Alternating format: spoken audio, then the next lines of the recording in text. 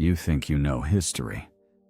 You pore over maps, trace the lines of ancient empires, and pinpoint the supposed resting places of civilizations swallowed by time.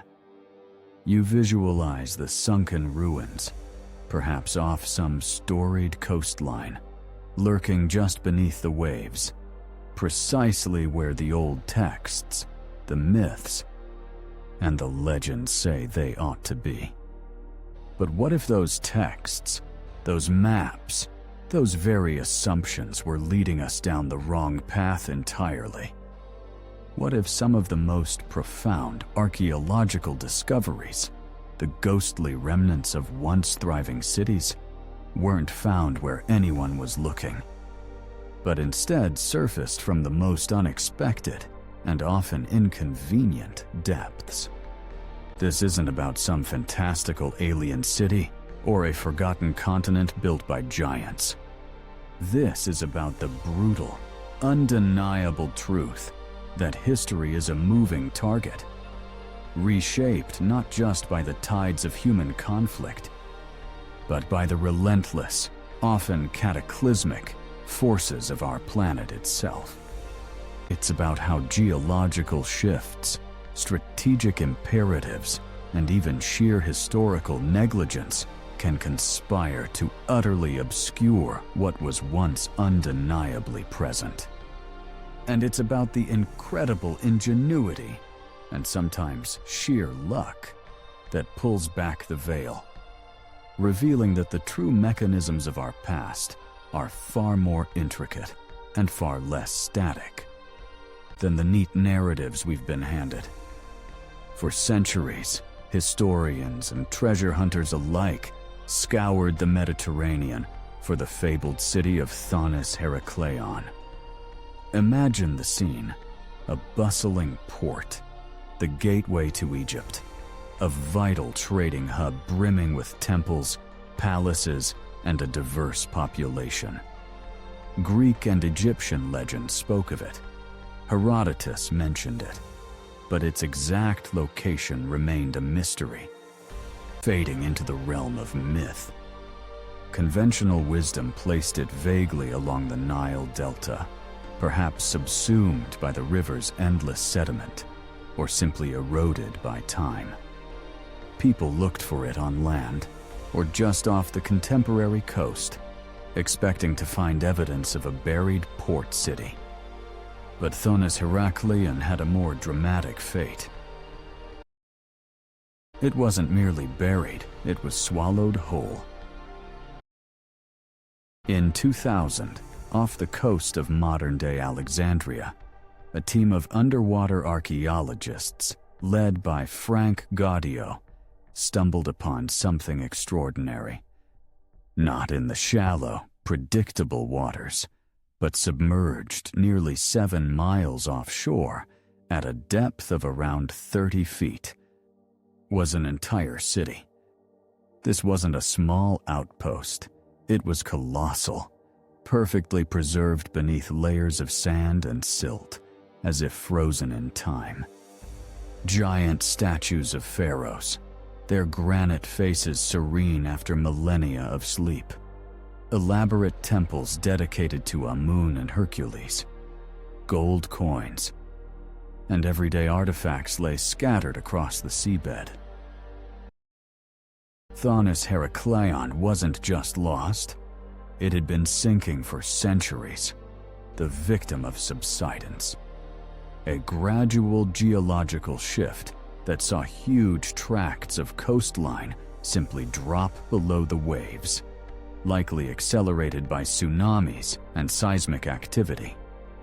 No one truly expected to find an entire metropolitan area so far out and so deep, preserved in such detail.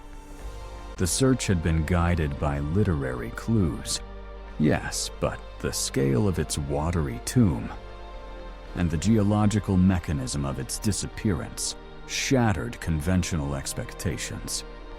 It forces us to reconsider how much of our ancient coastal history might be resting, undiscovered, under impossible depths. far from where any map would lead you. Now, consider the case of cities that weren't just lost to geological shifts, but whose very existence, or at least their true significance, was perhaps inadvertently obscured by the very historical record. Take the ancient harbors of Caesarea Maritima in Israel, built by Herod the Great. For centuries, its monumental harbor, considered one of the most advanced engineering feats of the Roman world, was largely understood from historical descriptions and what little was visible on the modern coastline.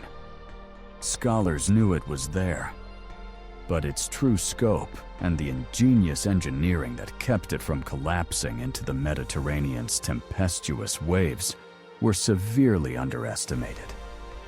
The pain point here isn't that it was lost entirely, but that its true nature and incredible complexity were lost to surface-level understanding.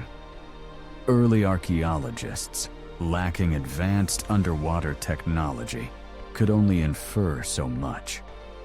It was only through deep-sea sonar, remotely operated vehicles, and dedicated underwater excavations that the true scale of Herod's achievement was revealed.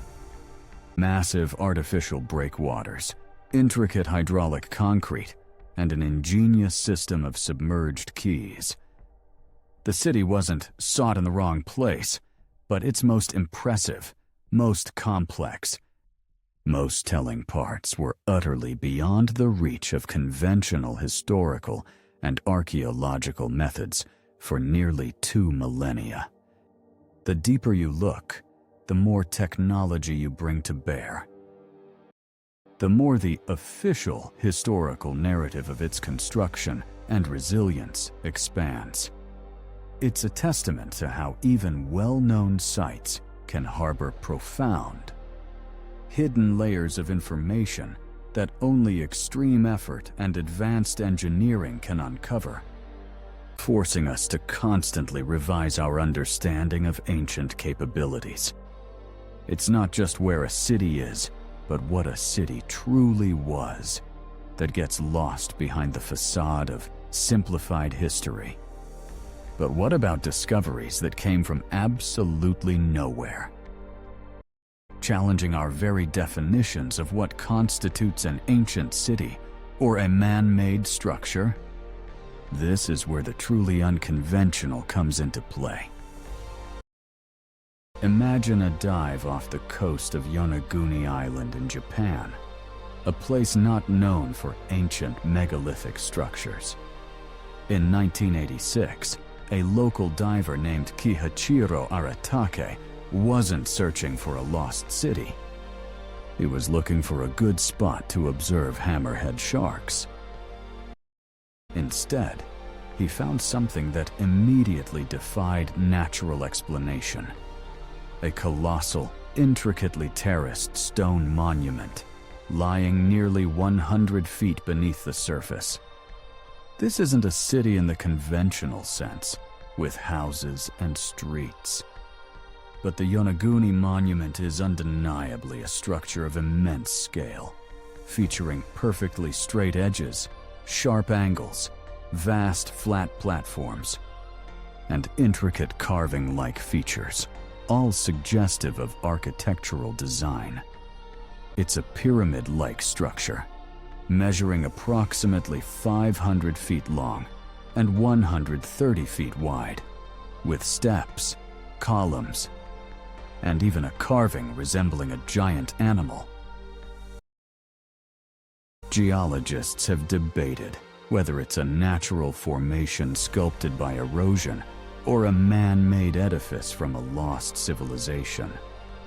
But its very presence, its geometric precision, and the sheer audacity of its location, deep underwater, far from any historically recorded terrestrial civilization of its supposed age, makes it a quintessential example of something found not where anyone would ever think to look.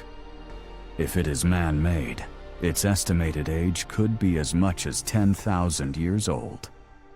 placing it firmly in a period when conventional history claims such advanced construction was impossible for this region. This discovery, made by pure chance, forces us to confront uncomfortable questions. How much do we truly know about the early human capacity for complex engineering? What other impossible structures lie hidden beneath the waves, awaiting a chance encounter? Yonaguni is a stark reminder that our understanding of ancient history is often constrained by land-based archaeology and what's easily accessible. The deep oceans hold secrets that could fundamentally rewrite our timelines, our theories of diffusion, and even our most cherished narratives of human progress. It underscores a crucial point. The ocean is the ultimate archive, holding entire S of history that we've barely begun to read. These aren't isolated incidents. They are glaring examples of a larger, systemic truth. That the neat, chronological history often presented to us is but a thin veneer over a far more complex, dynamic, and often chaotic reality. Sunken cities found far from their expected locations, or whose true complexity was hidden from view for millennia, don't just add new sites to our maps. They fundamentally alter our understanding of the forces that shape civilizations. They demonstrate that geological instability can swiftly erase even the most powerful human endeavors.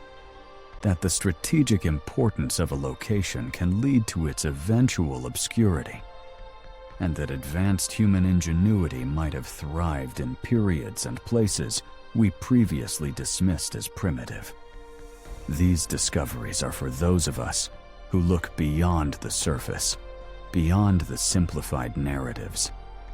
They confirm what many of us intuitively understand: that the world is far more layered, far more intricate, and far more surprising than mainstream accounts often allow.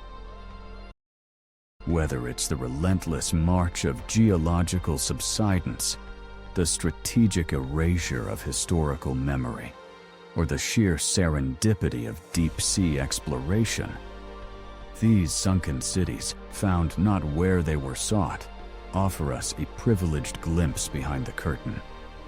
They challenge our assumptions, demand critical scrutiny, and reinforce the exhilarating idea that the greatest discoveries often lie precisely where no one thought to look. And if entire cities can remain hidden in plain sight, or rather, in plain deep water, for thousands of years, what else are we missing? What other fundamental truths about our past, our planet, and even our future are still awaiting discovery, lurking just beyond the edge of our current understanding? The greatest secrets, it seems, are often found in the most illogical, most improbable places. And that, for the logical outlier, is exactly where the real story begins.